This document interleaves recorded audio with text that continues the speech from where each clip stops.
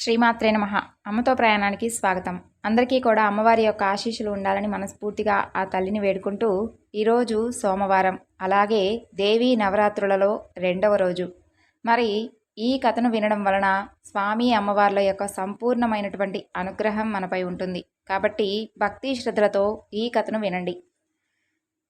ఒక రోజున నారదుడు తన తండ్రి అయినటువంటి బ్రహ్మదేవుణ్ణి సమీపించి, శంకరుడు కైలాసానికి ఎప్పుడు వెళ్ళాడు, అలాగే కుబేరునితో స్నేహం ఎలా కలిగింది, పరిపూర్ణమైనటువంటి ఆ పరమేశ్వరుని యొక్క లీలా విశేషాలు ఎలాంటివి అని చెప్పవలసిందిగా కోరగా, అందుకు బ్రహ్మదేవుడు ఈ విధంగా చెప్పడం మొదలెట్టారు.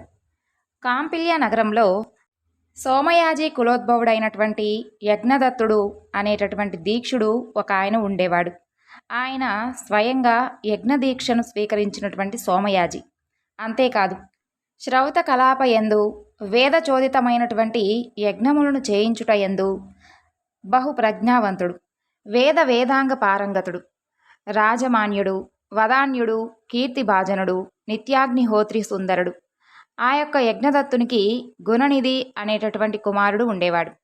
తండ్రి అతనికి 8వ ఏటనే ఉపనయనం చేశాడు. రాజకార్య నిమగ్నుడై తండ్రి కుమారుణ్ణి విద్యాభ్యాసంగాన్ని పట్టించుకోలేదు. ఫలితంగా దుష్ట సాంగత్యం వలన గుణానిధి ద్యూత క్రీడా పరాయణుడయ్యాడు. తల్లితో మాయమాటలు చెప్పి ఆమె నుండి సంగ్రహించినటువంటి ధనంతో జూదాలు ఆడుతూ ఉండేవాడు. ఆ వ్యామోహంలో దుర్జన సాంగత్యం చేసి స్నాన సంధ్యాదుష్టానాలను కూడా విసర్జించాడు. అంత మాత్రమే కాదు, నీచ సాంగత్యం వలన కలిగినటువంటి తుచ్చ సంస్కారంతో వేదశాస్త్ర దేవ బ్రాహ్మణ నిందకుడయ్యాడు. స్మృతివిహిత ధర్మాలను విడిచి నిరంతరం గీతవాద్యాగోష్ఠులతో కాలం వెల్లబుచ్చుతూ వేశ్యాలోలుడయ్యాడు. నటులు, పాషాండులు, బండులు వీరే అతని యొక్క కూర్మినేచ్చలుడు. తండ్రి యొక్క రాజకార్యాలలోనూ గృహకృత్యములలోనూ నిమగ్నుడై ఉండి ఎప్పుడైనా కానీ తీరిక సమయాల్లో భార్యతో, ఓసి ఇంటిదానా, నీ కొడుకెక్కడా, ఇంట్లో కనిపించడం లేదు అని ప్రశ్నించినటువంటి ప్రతిసారి ఇప్పటి వరకు పాఠం చదువుకొని ఇప్పుడే స్నేహితులు వస్తే వారితో కలిసి బయటకు వెళ్ళాడు అని సమాధానం చెప్పి పుత్రప్రేమతో గుణనిధి యొక్క తప్పుడు ప్రవర్తనను కప్పిపెట్టేది తన తల్లి. ఇంట్లో మాత్రం తండ్రి లేనప్పుడు కుమారుణ్ణి లాలించి హితోక్తులు చెప్పేది. గుణనిధికి 16 సంవత్సరాల ప్రాయం వచ్చేసరికి తండ్రి స్నాతక సంస్కారాదులను జరిపి గృహ్యాసూత్రోక విధానంగా వివాహం జరిపించాడు. వివాహం తరువాత కూడా గుణనిధి యొక్క ప్రవర్తనలో ఎలాంటి మార్పు రాలేదు. అలా ఒక రోజున తల్లి గుణనిధిని కూర్చుండబెట్టి స్నేహార్థ హృదయంతో మృదువైనటువంటి వాక్కులతో నయంగాను భయంగాను ఇలా హితువు చెప్పింది. కుమారా, నీ తండ్రి కోపిష్టి. ఈ చేష్టలు ఇక కట్టిపెట్టు. నీ విషయం ఆయనకు తెలిస్తే నిన్ను నన్ను కూడా దండిస్తాడు. ఏదో ఇప్పటి వరకు ఆయనకు తెలియకుండా కప్పిపెడుతూ వస్తూ ఉన్నాను. వశ్చా, నీ తండ్రి ధనంచే కాకుండా కేవలం సదాచారం వల్లనే లోకపూజ్యుడయ్యాడు. బ్రాహ్మణునికి సద్విద్య, సాధు సంగమం ఈ రెండింటినీ మించినటువంటి ధనం లేదు. విప్రునికి ఆస్తే విద్య. నీకు వీటి యందు ప్రీతి పుట్టకపోవడానికి కారణం ఏమిటి? నీ యొక్క పూర్వీకులు, తాత ముత్తాతలు మంచి శ్రోత్రియులు, దీక్షితులు, సోమయాజులును కూడాను. లోకంలో మన కుటుంబానికి ఉన్నటువంటి పేరు ప్రతిష్టలను పాడు చేయవద్దు. దుష్ట సాంగత్యాన్ని వదిలిపెట్టు. సాధు సంగతిని అలవర్చుకో. సద్విద్యల యందు మనసు పెట్టు. బ్రాహ్మణాచారాలను పాటించి తండ్రికి తగినటువంటి కొడుకు అని అనిపించుకో. నీకు 19 సంవత్సరాలు. నీ భార్యను చూడు, 16 సంవత్సరాల యువతి, ఉత్తమురాలు. నీ మామగారు, మేనమామలు సర్వత్రా గుణశీలవంతులు. నీ యొక్క తండ్రి గారి శిక్షలను చూడు, వారెంత వినయ సంపన్నులో. నీ విషయం రాజుగారికి తెలిస్తే మీ నాన్నగారి దీక్షతత్వాన్ని కూడా తీసేస్తారు. కాబట్టి ఇక నుంచి నీ యొక్క దుష్ట సాంగత్యాన్ని కట్టిపెట్టు. అప్పుడు మనకు పూట గడవడం కూడా కష్టమైపోతుంది. ఈ విధంగా తల్లి ఎంత బోధించినా కూడా గుణనిధి తన యొక్క ప్రవర్తనను మాత్రం మార్చుకోలేదు. ఇంట్లో ఉన్నటువంటి వస్తువులన్నిటినీ కూడా క్రమంగా జూదగాళ్లకు అర్పించాడు. అలా ఒక రోజున తండ్రి అయినటువంటి దీక్షితుడు వీధిలో ఒక జూదగాని వ్రేలికి ఉన్నటువంటి తన యొక్క వజ్రపుటంగరాన్ని చూసి వాడిని గుచ్చి అడిగేసరికి అతను ఈ విధంగా బదులిచ్చాడు. ఓ దీక్షిత స్వామి, దీనిని నేనేమీ చౌర్యం చేయలేదు. నీ కొడుకే దీనిని జూదంలో పోగొట్టుకున్నాడు. ఇదొక్కటే కాదు, ఇంకా చీరలు సొమ్ములు చాలానే ఉన్నాయి. ఆ వరుసలో ఈ నగరంలో అతనితో సమానమైనటువంటి జూదగాడే లేడు. నీతో సమానమైనటువంటి శ్రోత్రియుడు లేడు. అసలు విషయం నీకిప్పటి వరకు తెలియలేదంటే నాకు ఆశ్చర్యంగా ఉంది. మొదటిసారిగా తన కుమారుని యొక్క దుష్ప్రవర్తన గురించి ఒక జూదరి నోట విన్నటువంటి దీక్షితుడు సిగ్గుతో తలను భుజాలను కూడా వంచుకొని ఉత్తరీయంతో శిరస్సును కప్పుకొని వడివడిగా అడుగులు వేసుకుంటూ ఇంటికి చేరుకొని భార్యను పిలిచి ఈ విధంగా అన్నాడు. ఓసి సోమిదేవమ్మ, ఇలారా. గుణనిధి అయినటువంటి నీ కొడుకు ఎక్కడా? సరే, ఆ భ్రష్టునితో నాకేం పనిలే. రాజుగారు నాకు బహుమతిగా ఇచ్చినటువంటి రత్నాంగుళీయాకాన్ని తైలాభ్యంగన వేళ చిరునవ్వులు చిలికిస్తూ గిలికింతలు పెట్టి మరీ, ఏది ఇలా ఇవ్వండి, నేను జాగ్రత్తగా భద్రపరుస్తాను అని తీసుకున్నావు గుర్తుందా? ఏది ఆ ఉంగరం? ఇప్పుడెక్కడుంది? వెంటనే వెళ్ళి తీసుకొనిరా. ఆ మాటలను విన్నటువంటి సోమిదేవమ్మ భయపడిపోయి పైకి గాంభీర్యాన్ని నటిస్తూ ఇలా అంది. నెత్తి మీద సూర్యుడు నిప్పులు కక్కుతూ ఉన్నాడు. మధ్యాహ్నం 12 గంటలైంది. స్నానానికి ఏర్పాట్లు చేశాను. ముందు వెళ్ళి స్నానం చేసి అనుష్ఠానం తీర్చుకొని భోజనం చేయండి. ఆ ఉంగరాన్ని ఎక్కడో భద్రంగా దాచాను, వెతుకుతాను. ఇప్పుడు దానికేం తొందర ఉంటుంది చెప్పండి? ముందు వెళ్ళి మీరు స్నానం చేసిరండి. కొడుకు చెడు నడతను ఇంకా కప్పిపెడుతూ ఉన్నటువంటి ఆ తల్లి అవివేకపు పలుకులకు ఆగ్రహోద్రక్తుడైనటువంటి దీక్షితుడు శిఖను జోడించి పంచె పైకి గట్టి ఉత్తరీయాన్ని దులిపి మొలకు చుట్టి యజ్ఞోపవీతాన్ని సవరించి దక్షిణ బాహువును పైకెత్తి అంగుళీ స్ఫోటనం చేసి సోమదేవమ్మ వైపు తిరిగి తర్జనితో నిర్దేశించి కండ్ల మెరుపులు కురియా పండ్లు పటపటా కొరుకుతూ భార్యతో ఇలా అన్నాడు. ఓ సోమిదేవమ్మ, చాలు, నీ మాయ మాటలిక కట్టిపెట్టు. వాడి గురించి నేనడిగినటువంటి ప్రతిసారి కూడా నువ్వు అసత్యాన్నే పలుకుతూ వచ్చావు. హంసల బారు అంచు, మామిడి చిగురు రంగు పైటంచు, జలతారు పట్టుచీర ఏది? రాళ్లు పొదిగినటువంటి బంగారు గిన్నెక్కడా? 3 పేటల పట్టుతో నేసినటువంటి నా పట్టుపంచె ఏది? ఏ జోదరి కట్టుకుంటున్నాడో కదా? దక్షిణ దేశం నుండి తెచ్చినటువంటి ఇత్తడి పాత్ర, గౌడ దేశం నుండి తెచ్చినటువంటి రాగి పాత్ర ఎక్కడున్నాయి?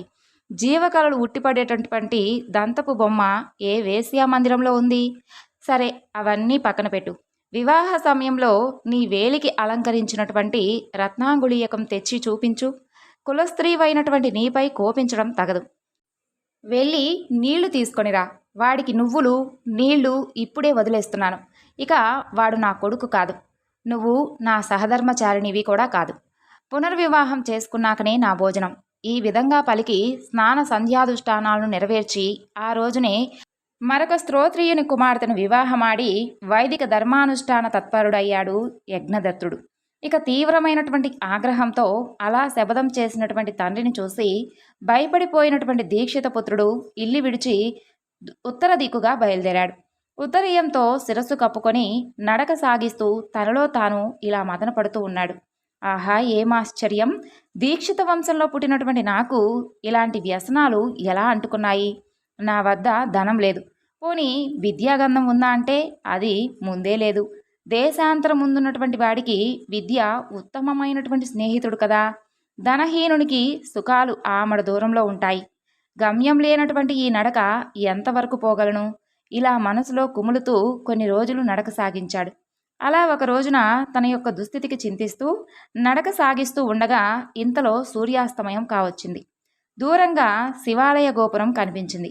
వడివడిగా నడిచి ఆ ఆలయం వద్దకు చేరుకొని చెరువుగట్టు మీద ఉన్నటువంటి చెట్టు కింద కూలబడ్డాడు. తెలియకుండానే కునుకు పట్టింది. తెల్లవారింది. ఆ రోజు శివరాత్రి. హరహర మహాదేవ శంభో శంకర అంటూ గంభీరమైనటువంటి స్వరంతో శివనామస్మరణ చేస్తున్నటువంటి భక్తుల కోలాహలంతో ఆ ఆలయ ప్రాంగణం ప్రతిధ్వనిస్తూ ఉంది. ఇక పొద్దు కరకరలాడింది. గుణనిధి యొక్క కడుపులో ఆకలి కొరకరలాడింది. అప్పుడు ఇలా అనుకున్నాడు. ఇంట్లో ఉన్నప్పుడు అమ్మ కడుపు తడిమి మరీ పొద్దుటే వడపిండిలతో పెరుగన్నం పెట్టేది. ఆ తరువాత ఇప్పుడు ఎవరు పెడతారు మరి? లోకంలో అమ్మ వంటి వస్తువు మరొకటి లేదు కదా.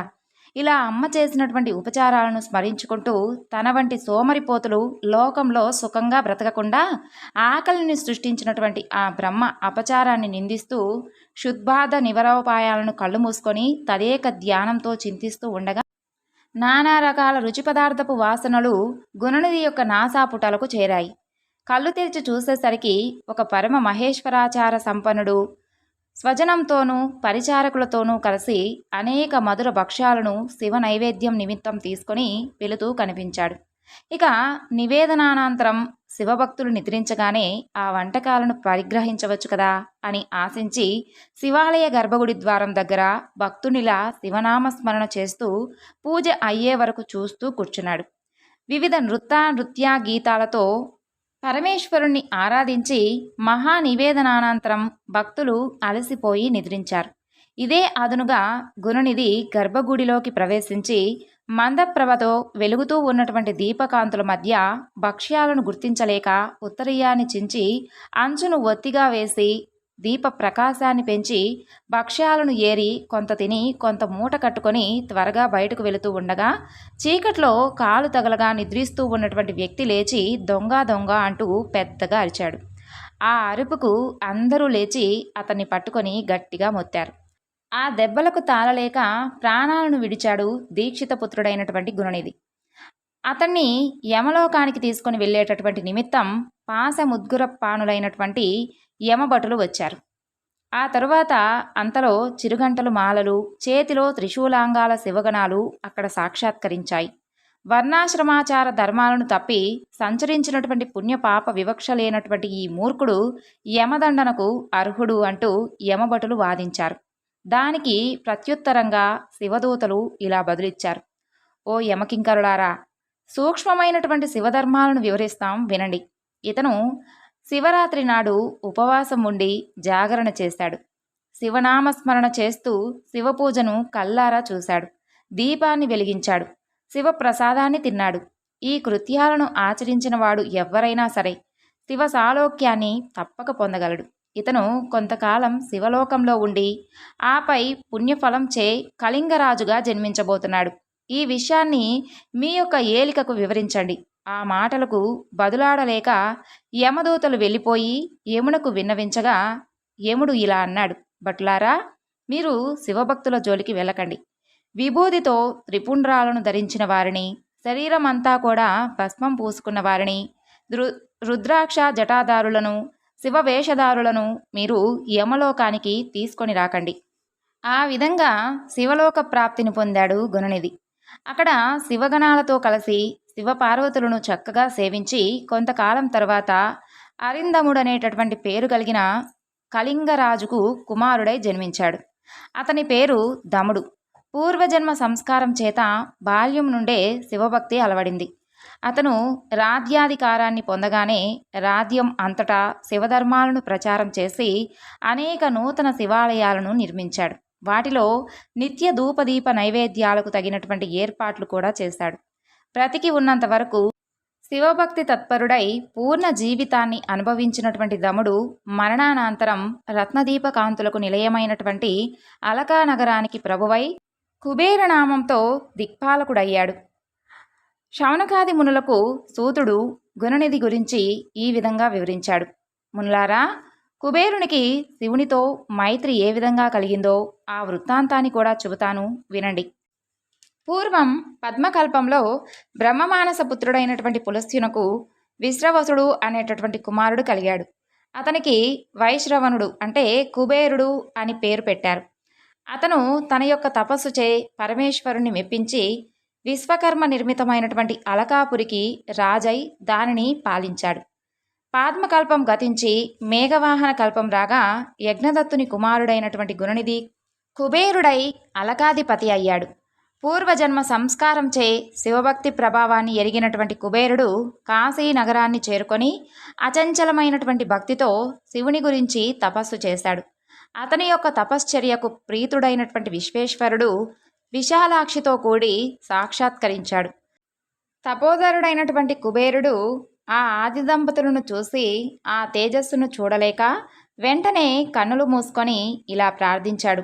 ఓ దేవదేవా, చంద్రశేఖర, శంభో శంకర, నిన్ను ప్రత్యక్షంగా చూడగలిగేటటువంటి శక్తిని అనుగ్రహించు. అదొక్కటే నేను నిన్ను కోరేటటువంటి వరం. ఈశ్వరానుగ్రహాన్ని పొందినటువంటి కుబేరుడు సూర్యకాంతికి వికసించినటువంటి పద్మంలా మెల్లగా రెప్పలెత్తి చూసేసరికి మహాలావణ్య రత్నాకరమైనటువంటి జగదంబతో కూడి ఉన్నటువంటి పరమేశ్వరుడు చిదానంద దరహాసంతో దర్శనమిచ్చాడు. లోకనాథుని చెంత ఉమాదేవిని కూడా దర్శించినటువంటి కుబేరుడు ఇలా అనుకున్నాడు, ఆహా, ఏమా రూప సౌందర్యం, ఏమి ప్రేమ సౌభాగ్యం, ఏమా శోభ, ఏమా నయనద్యుతి. ఇలా శివకామిని సౌందర్యాన్ని సందర్శించి మితిమీరి అతి వేగంగా ప్రవర్తించినటువంటి కారణంగా కుబేరునికి ఎడమ కన్ను పగిలిపోయింది. దానిని పరికించినటువంటి పార్వతీదేవి పరమేశ్వరునితో, నాదా, ఏమి ఈ యొక్క దుష్ట తాపసుడు నా సౌందర్యాన్ని ప్రశంసిస్తున్నాడు? మదనాంతకులైనటువంటి మీ యొక్క దర్శన సౌభాగ్యాన్ని పొందాక కూడా ఈ యొక్క తాపసునిలో కామబీజం నశించలేదు అంటే తపస్సంతా కూడా వ్యర్థమైనట్లే కదా అని అంది. దానికి పరమేశ్వరుడు ప్రత్యుత్తరమిచ్చాడు, దేవి, ఇతను దుష్టుడు కాదు, మనకు ఇష్టుడైనటువంటి కుమారుడు. ఇతను నీ సౌందర్యాన్ని కాదు, సౌభాగ్యాన్ని వర్ణిస్తున్నాడు.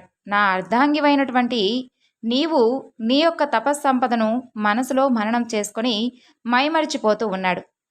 దేవికి ఇలా ప్రత్యుత్తరం ఇచ్చినటువంటి పరమేశ్వరుడు కుబేరునితో, వశ్చా, నీ తపస్సుకు సంతోషించాను.